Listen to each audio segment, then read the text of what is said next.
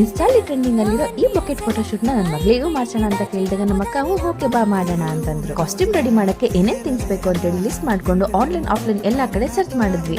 Food wrapping paper ಮತ್ತೆ bucket sheet ನ ನಾವು ಆನ್ಲೈನ್ ಅಲ್ಲಿ ಆರ್ಡರ್ ಮಾಡಿ ಫ್ಲವರ್ಸ್ ನ ನಾವು ಅತ್ತಿಬೆಲೆಯಲ್ಲಿರೋ ಒಂದು ಬಕೆಟ್ ಶಾಪ್ ಅಲ್ಲಿ ಬೈ ಮಾಡಿದ್ವಿ. ನಮ್ಮ ಅಕ್ಕ ಅವ್ರದ್ದು ಅತ್ತಿಬೆಲೆಯಲ್ಲಿ ಒಂದು ಅಕಾಡೆಮಿ ಇದೆ, ಕ್ವೀನ್ಸ್ ಫ್ಯಾಷನ್ ಅಕಾಡೆಮಿ ಅಂತ ಹೇಳಿ.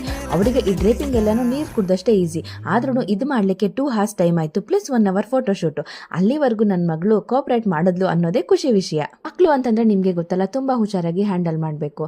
ಅದರಲ್ಲೂ ಕೂಡ ರೋಸ್ನೆಲ್ಲ ತುಂಬಾ ಚೆನ್ನಾಗಿ ಕ್ಲೀನ್ ಮಾಡ್ಕೊಂಡು ಮಗುಗೆ ಏನು ಹರ್ಟ್ ಆಗದೆ ಇರೋ ತರ ನಮ್ಮ ಅಕ್ಕ ಮತ್ತೆ ಅವ್ರ ಫ್ರೆಂಡು ನೀಟಾಗಿ ನನ್ನ ಮಗಳನ್ನ ರೆಡಿ ಮಾಡಿದ್ರು.